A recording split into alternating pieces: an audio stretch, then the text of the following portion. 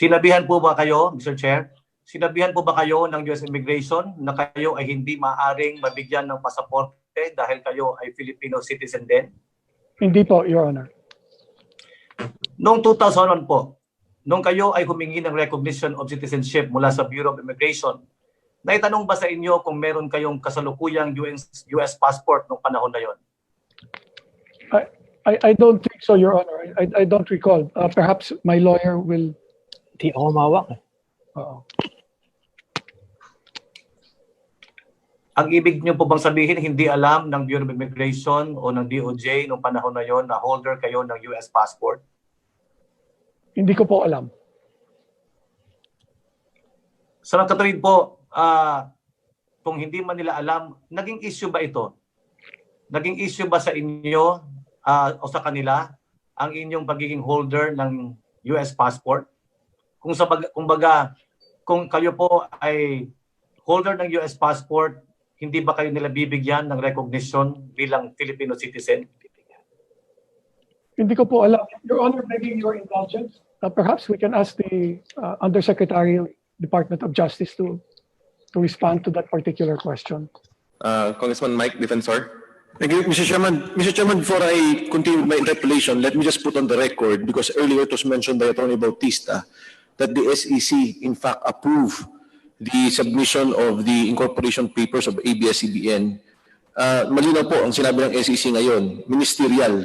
Kung ano nilagay doon, tinanggap po nila. So there was no approval as to the citizenship. There's no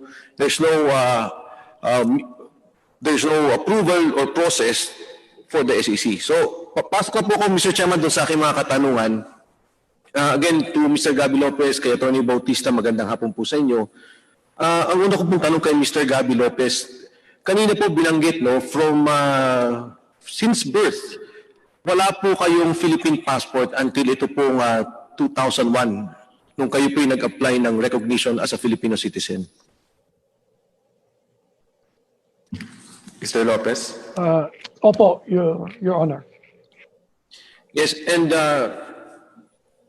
to date, Mr. Lopez, meron po ba kayong Philippine passport na o US passport pa rin po?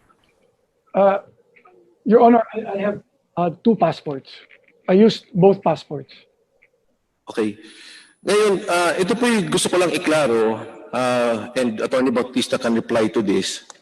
In 1996, February 1996, you were issued an American passport. Is that correct, Mr. Lopez? I don't recall, Your Honor, when my American passport, the last renewal of my American passport in 1996. I would have to look at my passport. Yes, but it would be doesn't have to be exact, but it was sometime in the mid-90s, Mr. Lopez, that you were given a passport. I mean, a renewal of the US passport. Opo, Your Honor. Mr. Chairman, I'd like to just read, and Mr. Lopez and Attorney Bautista can reply to this. In one of the conditions in the application of a US passport, in the acts or conditions, and if I may read, Mr. Chair, for the record, if any of the below-mentioned acts or conditions have been performed by or applied to the applicant, the portion which applies should be lined out, and a supplementary explanatory statement under oath or affirmation by the applicant should be attached and made a part of this application. Ito na po yung quote. Application for a US passport. I have not, since acquiring United States citizenship, nationality, been naturalized as a citizen of a foreign state, taken an oath or made an affirmation or other formal declaration of allegiance to a foreign state, entered or served in the armed forces of a foreign state, accepted or performed the duties of any office, post, or employment under the government of a foreign state or political subdivision thereof, made a formal renunciation of nationality either in the United States or before a diplomatic or consular officer of the United States in a foreign state, or been convicted by a court or court-martialed of competent jurisdiction of committing any act of treason against or attempting by force to overthrow or bearing arms against the United States or conspiring to overthrow, put down, or to destroy by force the government of the United States. ang act and condition po na to sa pag-apply ng US passport only means that you are giving allegiance to the United States and no other foreign state. Very clear. Again, Attorney Bautista can answer. If you sign this application and you're given a passport, therefore, you are repudiating any other citizenship, and you're saying that you're giving your sole allegiance to the United States of America, Mr. Chairman. Attorney Ayo will respond, Your Honor. Attorney Bautista, you are recognized. Salamat po, no? Maliwanag po sa Commonwealth Act number 63. Nakalista po doon yung modes by which Philippine citizenship may be lost. Number 1 po, naturalization in a foreign country. Maliwanag po na Mr. Lopez was never nationalized. Pangalawa po, Mr. Bautista, if I may again call your attention, when he applied for a renewal in 1996, he signed as part of the application the part on acts or conditions. And if I may read the particular phrase, that you have not made an affirmation or other formal declaration of allegiance to a foreign state, which will be construed, Attorney Bautista, that you have sole allegiance to the United States of America. Kaya po tinanong ko yung application ng Philippine passport. Kasi wala hong ganun eh. Pero sa US passport, nung nag-apply noong 1996, and even before that, very clear that part of that condition is you will have sole allegiance to the United States of America.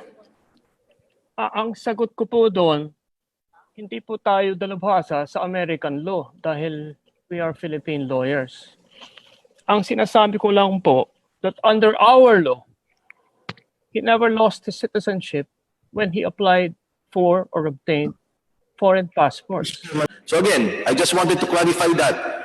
Pwede po niyong i-download yan, makikita po yan ng lahat ng tao. Pag ikaw ay nag-apply ng renewal, kung ikaw ay US citizen, parte ng kondisyon doon ay wala kang pagkampi o wala kang pagkilala sa ibang bansa o sa ibang gobyerno, kundi ang gobyerno at ang bansa ng Estados Unidos. I now go back to my second point.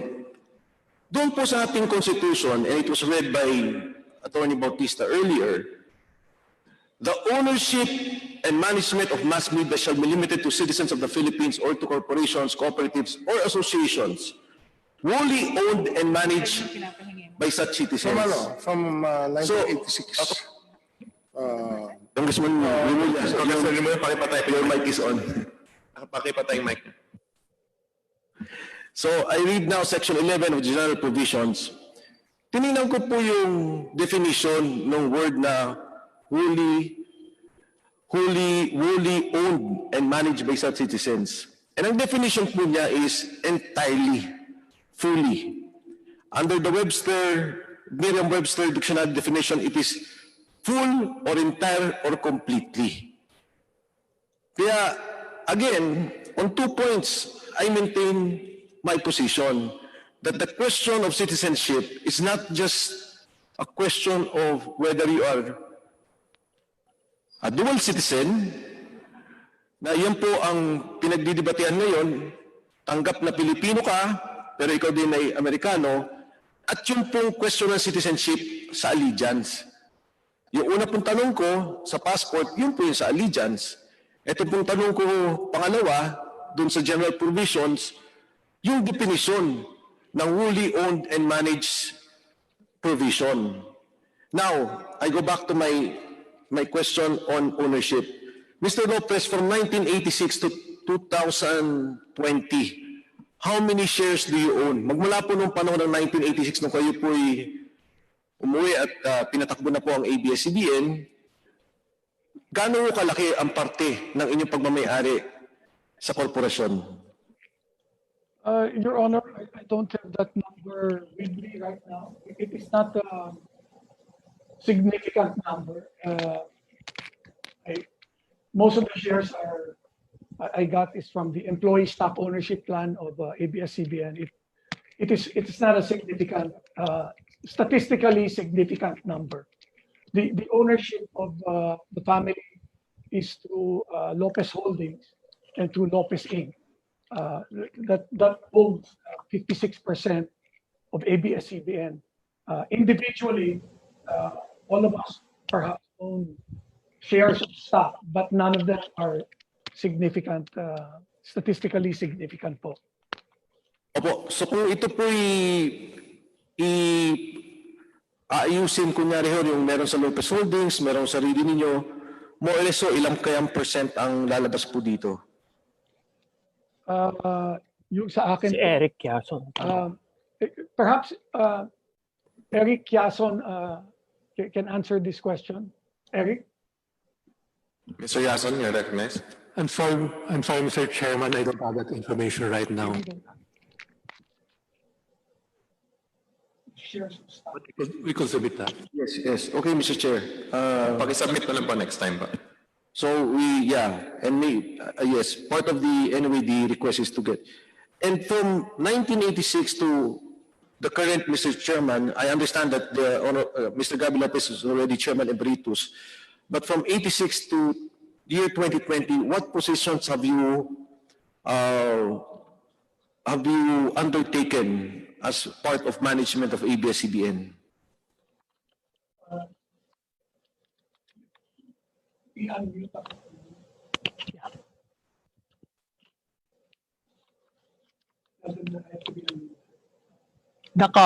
Paki-unmute lang yung device ni Mr. Lopez, please. Salamat po. If I recall correctly, I started as CFO, then I became general manager, then I became president, and then I became chief executive. I retired as chief executive when I turned 60, and I retired from being a chairman when I turned 65. Thank you, Mr. Chairman. Mr. Chairman, again, we would like to thank Mr. Gabby Lopez for giving us the time and to answer the questions. Isang tanong lang po, Mr. Lopez, you may or may not answer this question. Pero, again, everyone have been telling you that, we know that it is not your fault. Hindi niyo po kasalanan na kayo po ay isang American citizen dahil doon kayo pinanganak. At hindi nyo rin kasalanan na kayo naging Pilipino dahil po ang mga magulang nyo ay Pilipino. Kung doon po sa pagdaan ng panahon, hindi nyo po naisip na mag-renounce ng American citizenship para maging kabuuang Pilipino na po ang inyong maging citizenship, Mr. Lopez? Yes, I have considered it. But, the way I see it, I am first and foremost Filipino. I will live, I will die in the Philippines. That is certainly been the family's position, and we are 7 generations of Lopez's in the Philippines. Frankly, the issue of being a dual citizen is not even something that I think about. I know in my heart I am a Filipino, and all my actions in the last 35 years I've been associated with ABS-CBN has been with the service of the Filipino in my mind. So you are right. It is something that I should have considered, but it was never something that I felt was an issue in terms of any of my actions. If it came down to conflict of interest, I would give up my U.S. citizenship in a minute. So thank you, Mr. Lopez. Thank you, Mr. Chairman.